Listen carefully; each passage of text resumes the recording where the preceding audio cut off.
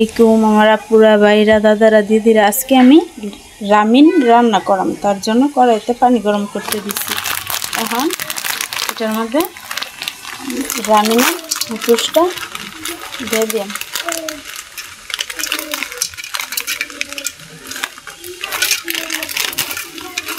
আর সিদ্ধ হয়ে গেছে, এখন নামায়া পরে বাগার দিলাম।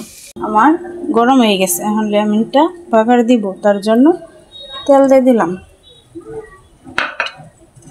সয়াবিন তেল।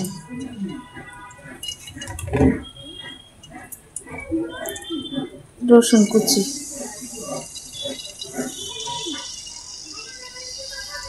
আদা কুচি,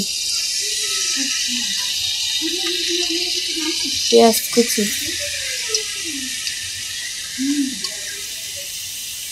কাঁচামরিচ কুচি,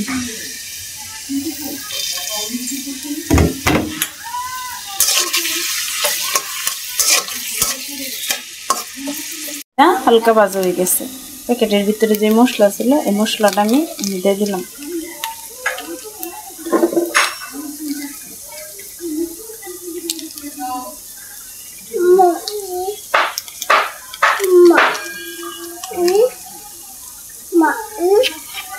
সয়া সস দিয়ে দিলাম,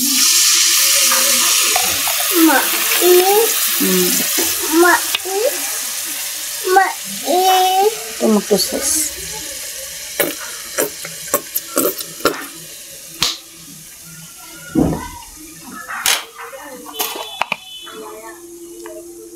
সামান্য একটু মরিচের গুঁড়া, লবণ সিদ্ধ করার সময় আমি দিয়েছিলাম। অনেকে অনেকবার রান্না করে, আমি এভাবে রান্না করতেছি। এখন আমার এটা হয়ে গেছে। আর এটার মধ্যে আমি আগে থেকে নুডলসটা সিদ্ধ করে রাখছিলাম, সেই নুডলসটা দিয়ে দিলাম।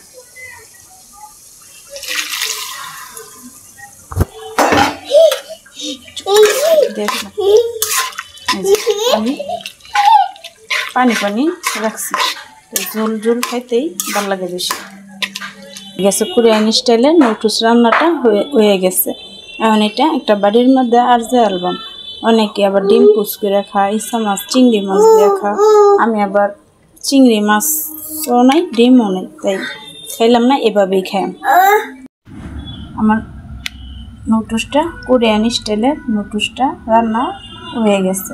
আপনাদের কাছে যদি আমার ভিডিওটা যাই সামনে যদি পড়ে, তাহলে ঠেলার নামাইরা একটা লাইক কমেন্ট, আর যদি চ্যানেলটা যদি ফলো না করে থাকেন তাহলে একটা ফলো করবেন, আর ইউটিউব চ্যানেলে একটা সাবস্ক্রাইব করবেন। প্লিজ ভিডিওটা দেখার জন্য আপনাদেরকে অসংখ্য ধন্যবাদ।